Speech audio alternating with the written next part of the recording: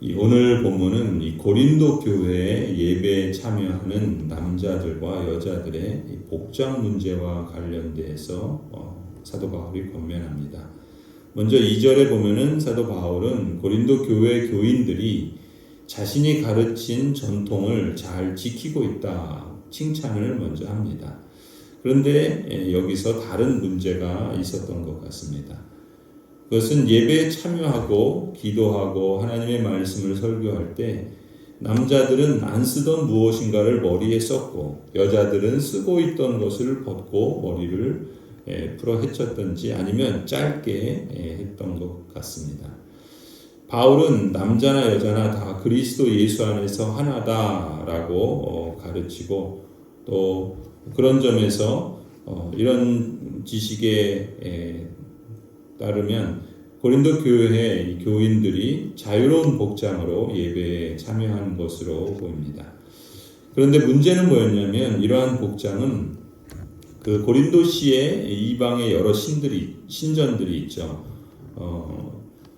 황제를 숭배하는 신전도 있고 또 이교도들 또 로마 그리스 신화의 여러 신들을 또 제사하는 그런 신전들도 있습니다.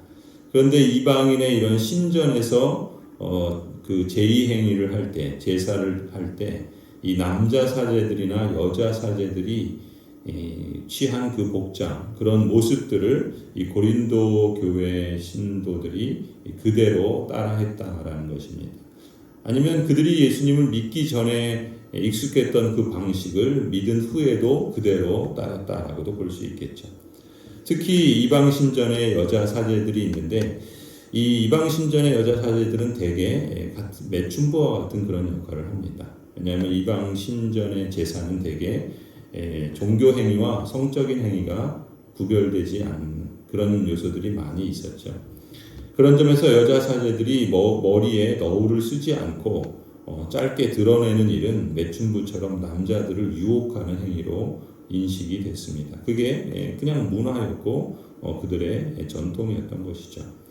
그런데 이방 사회에서도 그렇게 있었지만 특히 유대 사회에서도 여자가 머리를 짧게 하거나 너울을 쓰지 않는 것은 이런 남자를 유혹하는 행위로도 인식했던 것 같습니다. 그래서 사도 바울은 이런 이방인의 풍습 또 그들이 이방 우상들에게 제사할 때 드리는 그런 모습을 그리스도인 교회와 또 예배하는 그런 자리에서 따르지 말라라고 명령하는 것이죠.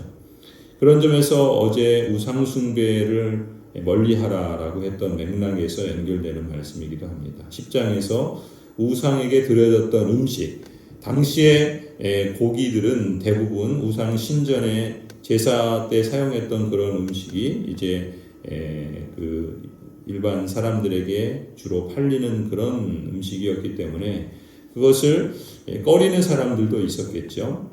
그런 그 우상에게 드려졌던 고기를 먹는 문제에서처럼 그리스도인들 안에서는 그것이 문제가 없다라고 하는 사람도 있고 또 그것이 우상에게 드려진 것인데 어떻게 그런 걸 먹을 수 있느냐, 뭐 제사 음식을 먹을 수 있느냐 이런 식의 그것을 거려하는 사람들도 있었던 것이죠.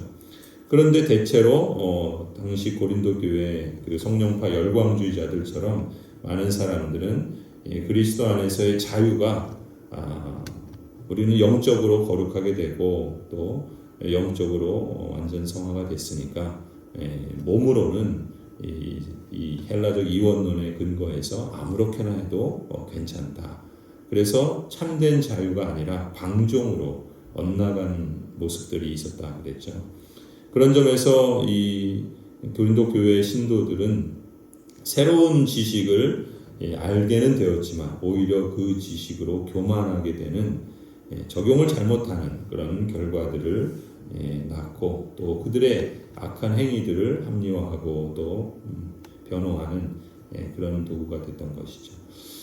그런 점에서 이 자기 권리를 주장하느라고 정작 하나님의 창조 질서를 따라 순종하는 하나님의 사랑 그리고 다른 사람을 자신의 몸과 같이 사랑하라는 이웃 사랑의 원리를 고린도 교회 신도들은 따르지 않았던 것입니다. 그래서 사도 바울은 하나님의 언약 백성으로서 남자와 여자가 각각 지음받은 그 본성과 질서를 따라서 예배에 참여하라라고 권면했던 것이죠. 창조주 하나님을 예배하는 성도가 우상 숭배자의 머리 모양을 따라한다면 그것은 하나님이 만드신 머리를 부끄럽게 하는 것이고 또 하나님께서 주신 천사보다 뛰어난 영광을 스스로 내버린 것이 되는 셈이다. 그래서 사도 바울은 하나님께서 사람을 창조하신 그 사실을 다시 한번 본문에서 거듭 강조했던 것입니다.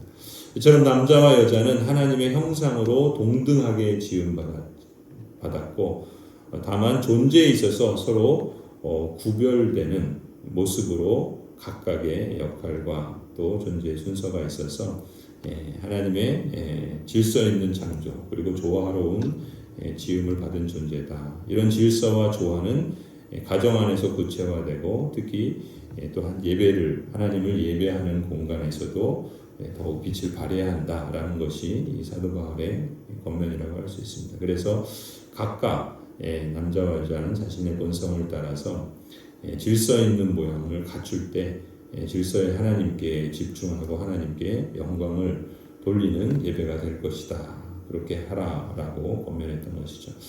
이런 맥락에서 보면 오늘 본문은 우리가 예배를 너무 지나치게 자유롭게 주장을 한다거나 또 시대의 유행을 따라서 자기 만족에 빠지는 그런 예배로 전락하거나 어느 쪽으로도 치우치지 않도록 유념해야 하겠습니다.